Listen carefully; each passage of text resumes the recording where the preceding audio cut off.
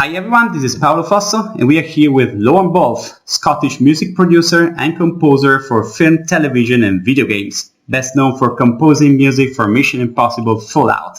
Hi Lorne, that's great to have you with us. It's my pleasure being here, Paolo. Thank you. It's our pleasure.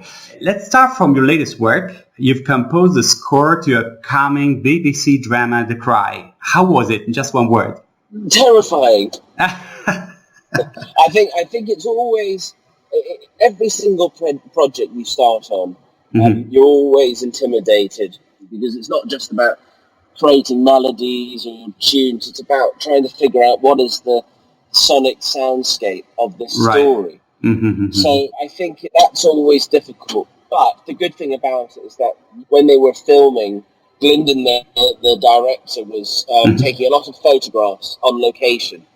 And I was getting to look at them and see the tone of what he was wanting to create. Right. So I was able to start writing that way, not necessarily to picture, but actually just start writing music that reflected that emotion. It's great just seeing the feedback people are getting from the show, because it's got a lot of twists. Awesome, that's awesome. We'll see it on TV then. Definitely. Now you've been interviewed on Mission Impossible extensively, so you already said a lot about it. Your music is magnificent, by the way. Congratulations. That's very kind of you. It always helps when the movie is amazing. It's fantastic. I really mean it. Though the many soundtrack fans out there don't know anything about the working pipeline needed to get a musical result like this. Can you please tell us what the process is for start to finish? It's far bigger than I think what people expect. The team working on it, the musicians alone were 12 French horn players, 12 trombone players, 4 trumpets, 2 sax players, 2 tubas. Strings were probably around 100. There was 12 bongo players, 14 drummers. It's just a massive band. Yeah. That takes a lot of recording and making sure everything pieces together. And I think also when you're writing to picture, what you write on Monday, the picture may change by Tuesday. Right. So you've always got to have a great team around you. And most Did you have a lot of changes during the work? I wouldn't say changes. I'd say we had the luxury of being able to complete a whole pass of the movie and then be able to sit back and watch it. Each time that happened, the editing would change, or the pace would change, and then also sometimes we'd be sitting there trying to figure out, okay, where do we use this most famous film theme of all time? We wanted to make sure every time it was used, it was justified, not just because it was a Mission Impossible movie and you just play the tune.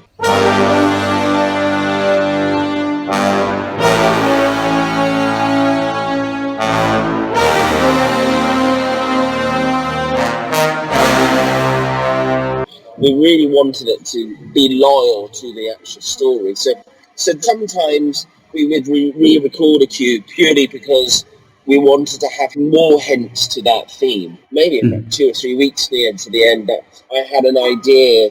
I thought we should begin the movie with the bongos. And before, it was actually a totally different piece of music. By the time we finished the film, you kind of learned more about the movie. So these bongos represent this movie musically, and we should introduce it. I really enjoy tracks like Stairs and Rooftops with wall percussions. In addition to bongos, what kind of percussions did you use and why?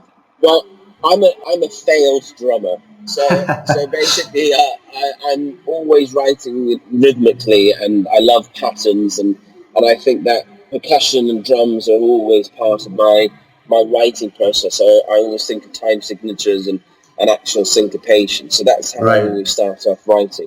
Sometimes have a solo player and other times have all 12. And also different ways of playing it with drumsticks and bamboo sticks. And also the bongo was very connected to the original TV show.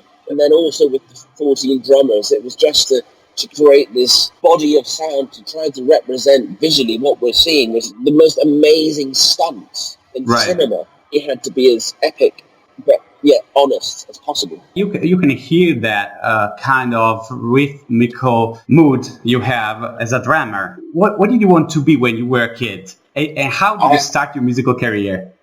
I have no idea what I wanted to do. I'm pretty sure I knew I didn't know what I was going to do. I think I always knew I wanted to be around music. I was always around it.